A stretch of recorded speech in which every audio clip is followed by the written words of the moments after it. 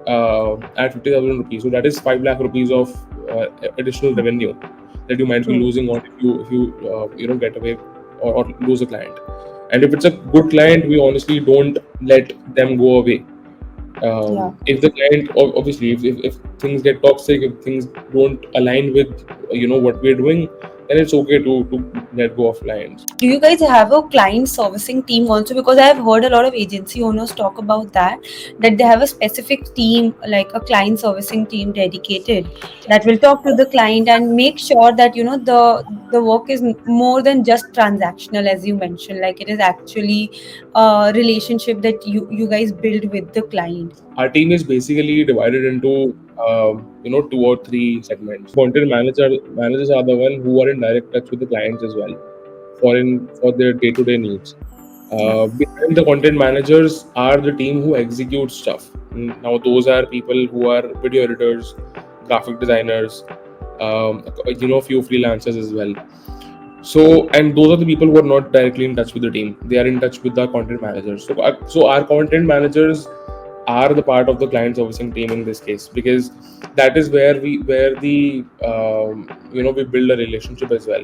Also, you talked about letting go of the client, and like how you agree for a 3-month retainer. So is it true for somebody who is starting out as well? Like because they, for example, you guys have a great portfolio, right? So a person may agree to pay you 3 month upfront, but if let's say somebody does not have a great portfolio, is it okay for them to just work on like 50% before, 50% later, and then on a per month basis, or that is not something that you advise? No, it is okay to go on a monthly retainer as well.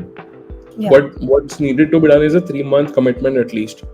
So Okay. honestly, more than the money in the bank, it is the commitment from the client, and you get a very good idea of, and this is a sense that we also get in interviews. So whenever we hire people, we ask them a question why they want to work with us, Mm-hmm. uh, and wherever we feel that there is that they're coming to us just for couple of months of experience or Yeah. learning for a couple of months, we understand that this is not the kind of person we want to work with. We explicitly, even in interviews, tell people that work with us only if you would want to work with us for the next minimum one year. Just having good work in your hands is something you should be grateful for, and turn that work into good results, so that you slowly build a good portfolio, get a couple of good testimonials that can help you get better work. True. Yeah, this thing has worked for me as well personally. Like I used to charge really less like a couple of years back, but that work is like solid portfolio now, to which I can like pitch to bigger clients and like charge premium, right? So working Right. at lower rates, but the right kind of work is sometimes okay for like new agency owners or new freelancers. Cool. One another very interesting question. It's a very personal question that I want to ask. How do you guys deal with late payments? This is one problem that even we are struggling. And like when I talk to a lot of people, so even agency owners, freelancers, they were struggling with that. And like retainer clients also, they were paying like late payments or something. So how do you guys deal with that? And what is the process that you guys have set? So honestly, it is only uh, we don't really face this problem a lot. So for some of our clients, it is a 30-day payment policy. For some of our clients, it is an advance payment policy. Yeah. Honestly, we find a balance.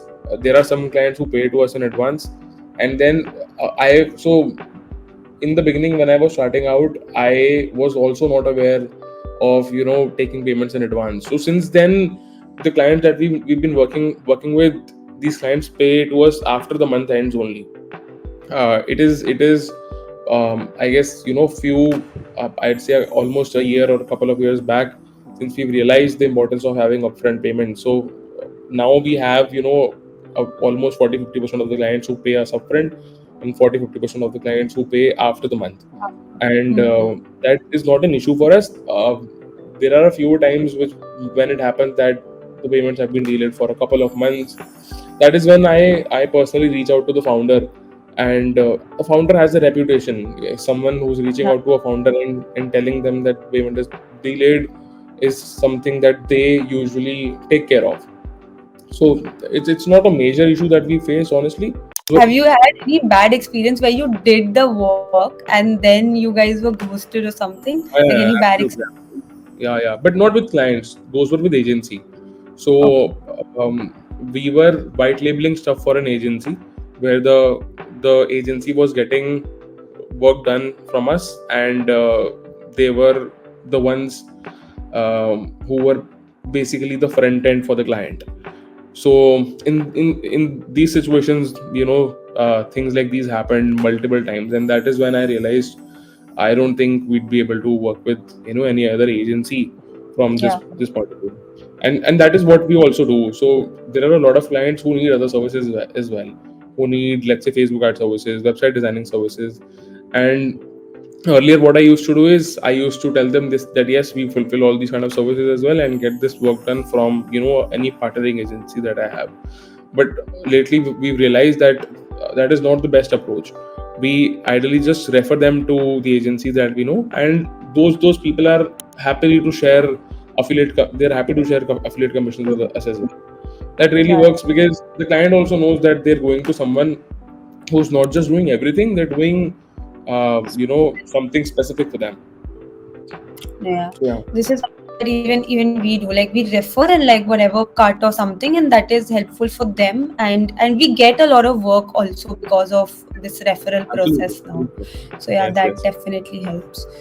I just have two more questions. So Sure. if you can state any three mistakes that you feel you made as an agency owner, and you want to advise to new agency owners or entrepreneurs that they should not make these mistakes. So one mistake was to not have things formally in place, like a contract agreement, or even something as simple as a formal email agreement. That was one of the things that I was not doing, because if you don't have set deliverables, set kind of agreements in place, then number one, it leaves a bad impression on the client. The client thinks that this, these guys are not very much professional. So even if they plan to leave, if they plan to ghost you, it'll be okay for them. So that is one mistake that I definitely did, letting a client affect your mental health. So that is another mistake that I have definitely done in the past, and learned from that experience, that it is better to let go of things and take out the best learning that you have, than to just be in a position where you're mentally just exhausted. Yeah. Because if you are not mentally feeling well, because as an agency there are so many things that you're already doing, and then if you get to deal with a client who's not a ideal client, who's not a good client to deal with, it's better to say no to them. For the next couple of months you might be getting lesser revenue, but things will get back to track, you'll find someone good. Yeah. And if you're in a better state of mind, you're able to work better. Third would be, again, in terms of team building, having proper code of conduct for the team is important. When I began, I used to, so for me it was like कि team कभी भी काम कर रही है, अपने हिसाब से काम करके दे देगी. Few of our teammates in the beginning were traveling during the day. They were doing anything. I don't even know what they were doing, but they were completing the work at the end of the day, or at night, or next day morning. Now it was working for us. I was happy that it's good that everyone is having a work life balance, and it's perfect. But then later we realized that, yeah, I don't want to build a culture where my team has to work at night. I don't want to build a culture that the kind of stuff that they're doing for us is something that they do on the side. If they want to do something on the side, they can do at night. I don't have any problem for that. But this should not be the secondary thing. So that is when we stopped working with freelancers. Yeah. We stopped working with part-time people. We work with people who are ready to do this full time. And after this, they find anything that is extra that they can do. They can freelance. They can do anything extra at night. I'm happy I don't have any issues, any problems with that. But yeah, I guess working with freelancers, was a tough deal in the beginning, because Yeah, freelancers would do things on their own. They वो अपनी मर्जी के मालिक हैं. true, true, They true. don't take accountability, responsibility for the delivery, for the deadlines that you committed to the clients. So yeah, that is when we completely stopped working with freelancers. But I think for young agency owners, like let's say for example, everybody cannot afford a full-time person. They might not even have the work to Right, give right, to a absolutely, freelancer. absolutely. Then That is when, probably that kind of agencies, freelancers work. But if you've right, scaled right, and right. you have full-time, Absolutely. In the first 1 year of my agency, I was the only person in my agency. I was that, like a freelancer only. I was working with freelancers, and that is when we realized, that is when this issue actually came up. So one of the freelancers that I was working with planned to take a career shift and stopped working, yeah, and a couple of my clients were completely dependent on the graphics that she was designing. That is when I realized, bro, this is going to work out. hmm, They you never know, whenever a person decides to leave, because as a freelancer they don't even have a notice period. As an employee, whoever you employ, they'll have a notice period. You might be yeah, able to find out, better people, or at least people who can fulfill the same things. And then what we started doing is, we started having 2 month notice periods for people who would be leaving. So, and before those 2 months, we used to hire another person, get that person trained from the person who's leaving, and that is only where we give a relieving. So yeah. we used to tell them that instead of 2 months, we'll give you a relieving in 1 month if you train this person to the level where you are. That was a motivation for them as well. That's interesting. And if you hire the right, like full-time people, I feel have more accountability also. Like freelancers usually do not have that much of accountability. So yeah, it depends.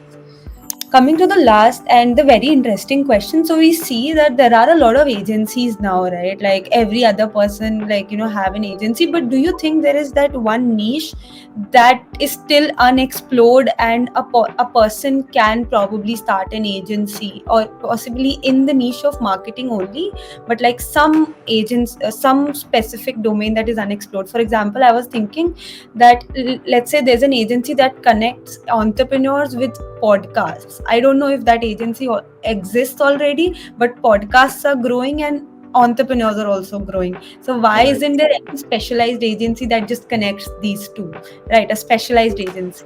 So anything that you feel that still is unexplored, and a person can have a specialized agency in this? Right. Like you mentioned, like an agency in podcasting itself is something that is growing up.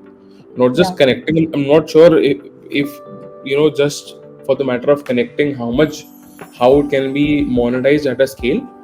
Hmm. Um, because again, if someone who's already doing a podcast is looking for someone, and once they reach a particular stage, your services won't be required much, because Yeah. the podcast itself is famous. It would become like a magnet. People would be willing to do a podcast, and even the podcast host would be charging. So Yeah. not that, but an entire podcasting agency which is specialized in designing podcasts, Hmm. in strategizing how the podcast should look like, how it should be different from the other podcasts that are in the market, how to invite the kind of guests that could bring more value to the podcast. So again, a podcasting agency definitely is something that I don't see much people doing. Majorly, all these podcasters are having in-house teams only. True, true. And I think the this industry, like I see a lot of new podcasts coming like on YouTube every other day. So this is definitely going to grow, and a lot of people here also. Like we see, Absolutely. like Nikhil Kamat's WTF videos, right? Like 2.5 hour videos, and like the views on these videos are crazy. So if the content is good, there are viewers in place. Absolutely, absolutely.